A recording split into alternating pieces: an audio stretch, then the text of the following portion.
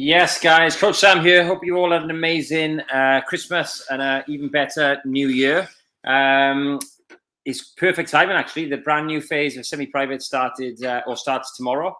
It's not ideal because it's a bank holiday, but yeah, it'll be there tomorrow.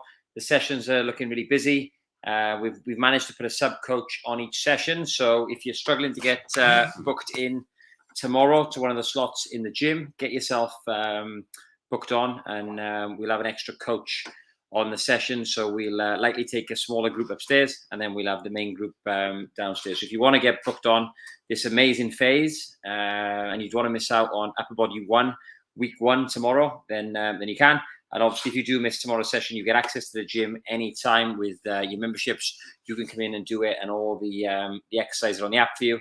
And I'm going to explain it in as much detail as I can for you now as well, so you get a nice overview. And don't forget as well, you can catch up with Monday's workout on Saturday morning when we do our catch-up sessions at the gym. Okay, so this phase is tasty. All right, it's actually been, it actually falls perfectly because it's a brand new phase. It's the first day back. Everyone's motivated, and it's an accumulation 2 phase. Okay, so we couldn't have timed this any better. Okay, that basically means that it's the highest volume phase of the 12-week macro cycle. So the stress is going to be very much muscular based, lots of repetitions, okay, higher rep ranges, just to really put all that glycogen, all those stored carbohydrates from the sweets, the chocolates, the Prosecco, we're going to be putting them to good use, okay? So if you do this plan and you do lower your calories, you do drop your carbohydrates slightly, you should lose a lot of weight phase, because we're going to be depleting a lot of energy that's actually stored on your body at the moment in the form of glycogen. Okay, so yes, let's get to it. Okay, so here we go. You should all be able to see this. Okay, so the rep range, guys, for this phase: 12, 10, 8, 6, 15. Okay, so this is just for the compound movements. Okay, so 12, 10, 8, 6, 15, and you can see a little star there by the 15 as well. So I'll tell you what that means.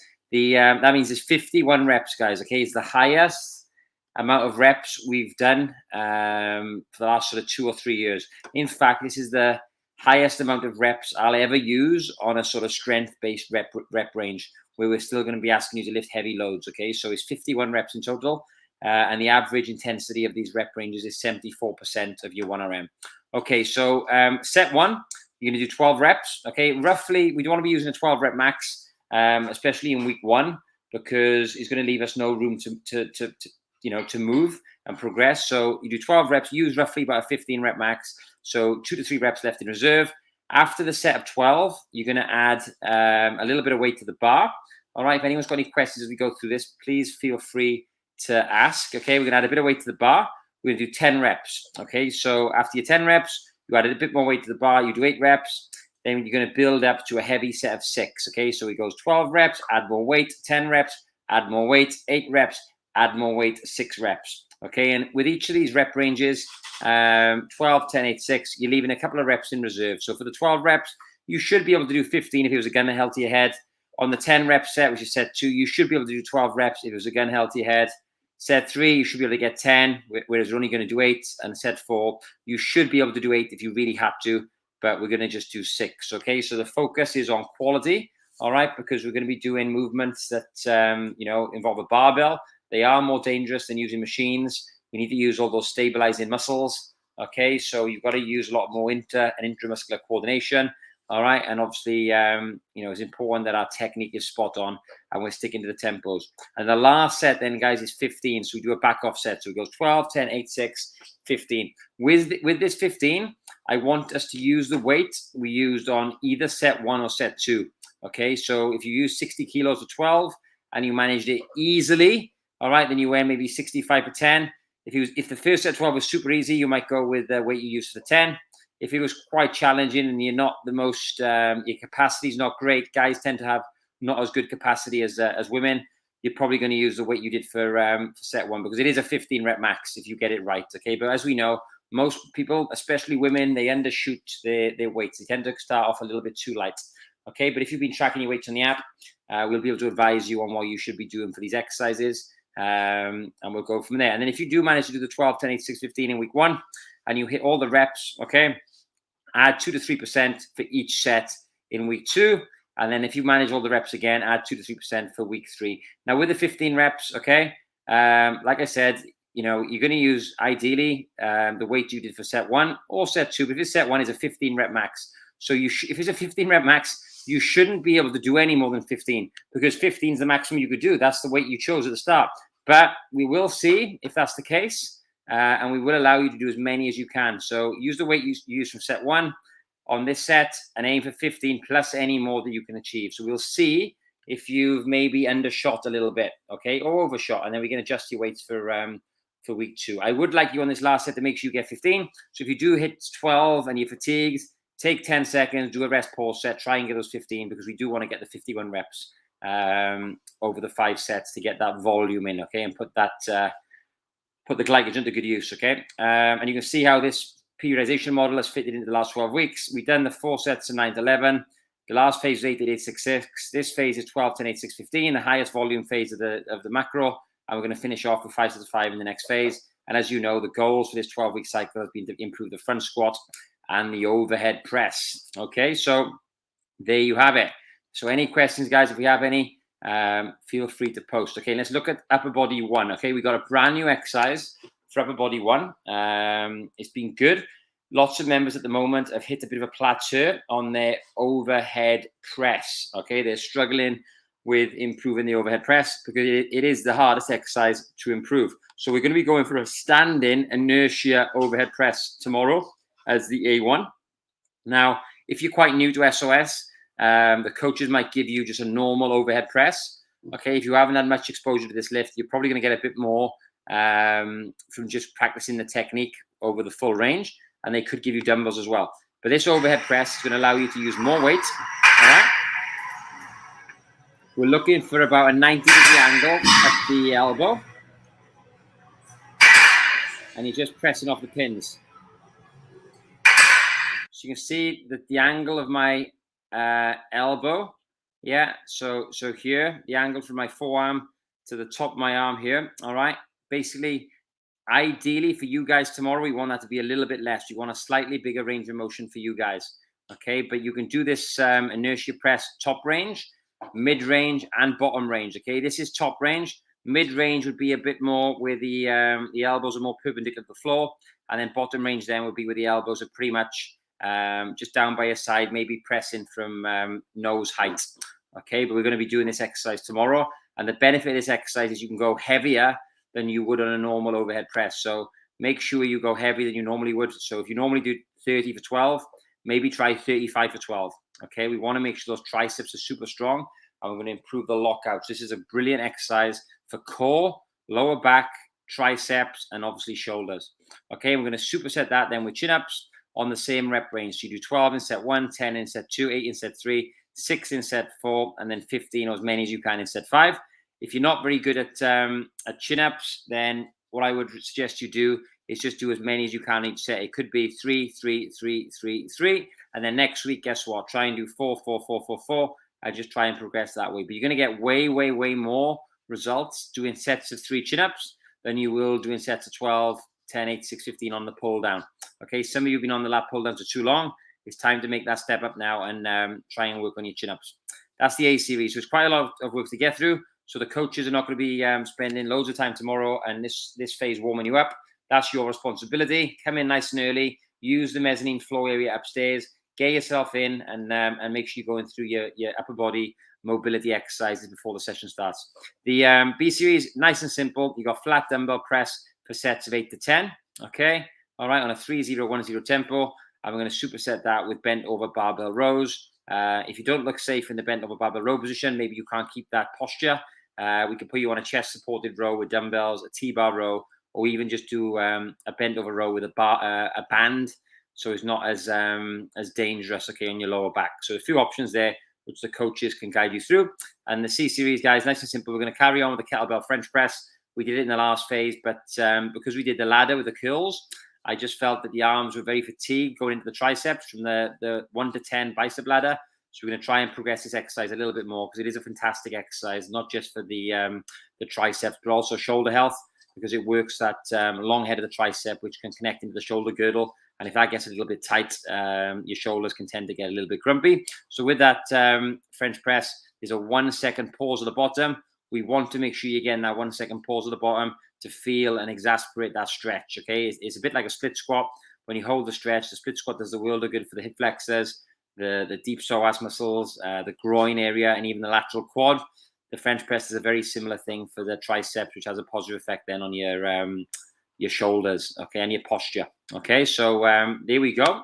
That's upper body 1. All quite simple exercises you've all done before, apart from the inertia press. Okay, so we got inertia presses then on this one, okay, on upper body 2. Okay, so bench press, 45-degree inertia.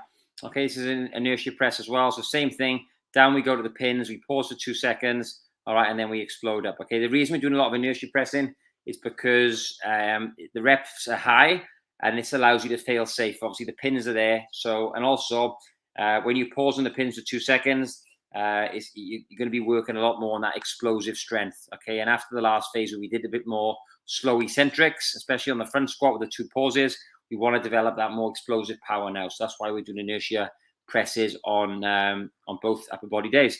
Okay, and that's supersetted with chin-ups.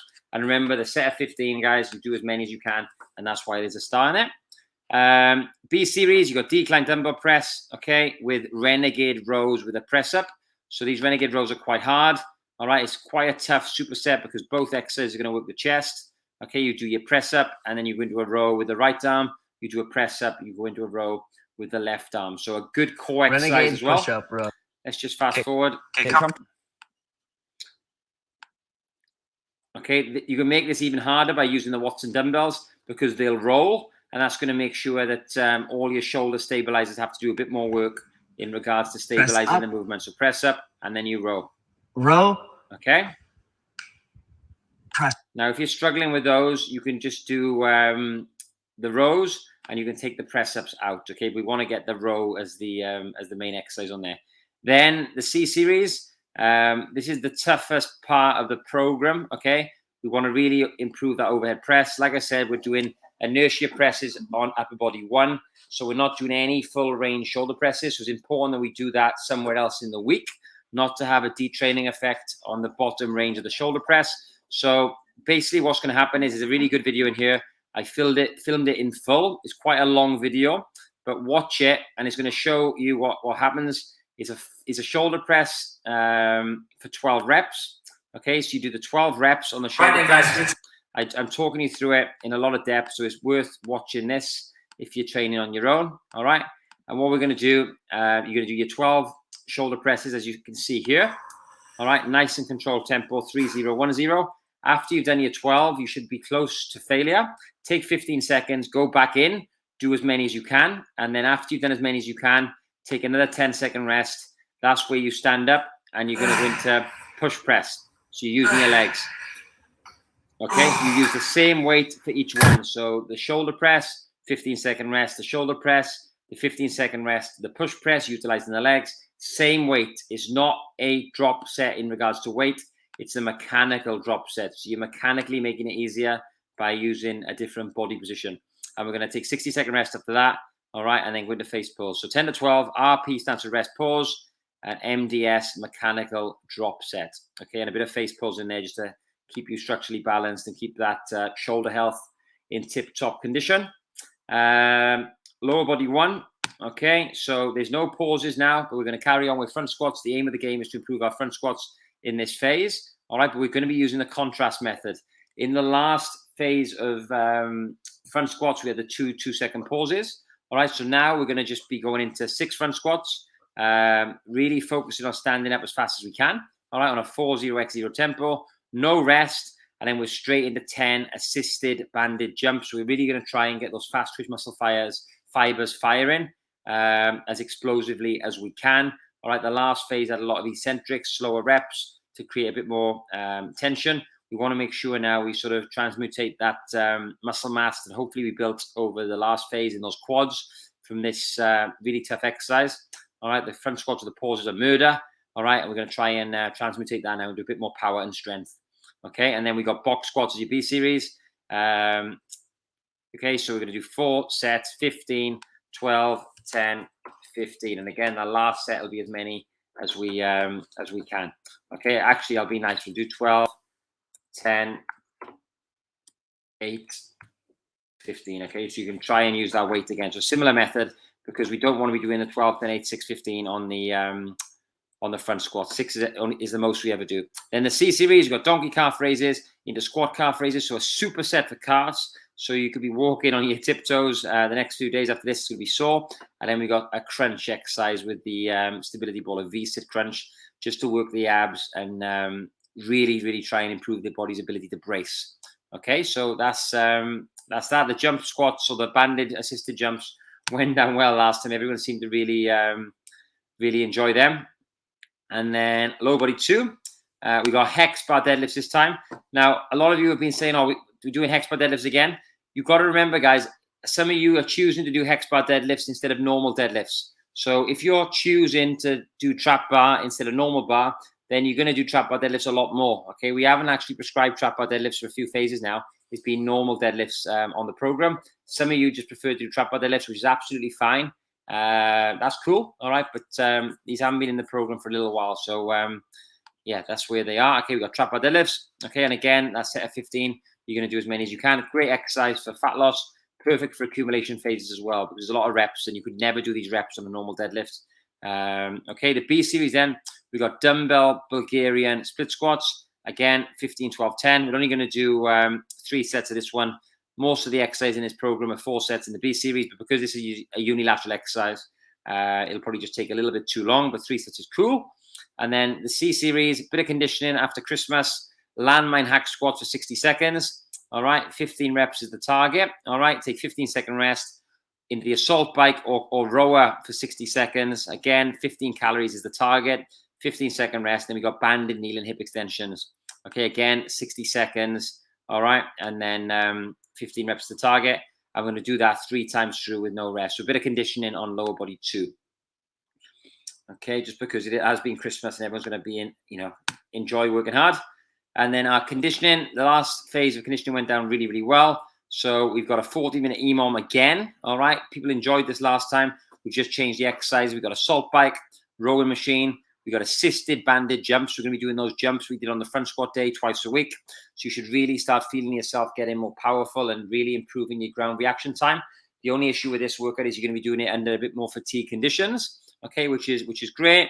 It's good to train, do power-based exercise for conditioning as well. At times, we've got dumbbell split squat thrusters, which you're going to do 8 each side. Okay, all this is in the notes. All right, and then we got switch lunges with an uppercut, which is really hard. These 3 exercises at the end here, if you look at them all, they're all quite lower body dominant. And whenever you do lower body exercise and conditioning, it really does spike the heart rate quite high. So guys, that's the new phase. All right. Yeah, that's basically it. So if anyone's got any questions, feel free to ask. But yeah, that's it. The coaches have all been debriefed on this. So any questions in the session, let us know.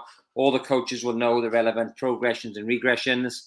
If any of you got any like lower back pain or anything like that, make sure you do let the coaches know beforehand, because a few of these exercises, especially the deadlifts, the front squats, and maybe this overhead press variation, we might want to give you some substitutes. And we can still train the same muscle. We can still train the same movement pattern. We'll just do it in a bit of a safer, more stable setting. Okay, guys. So yeah, hope you all enjoy it.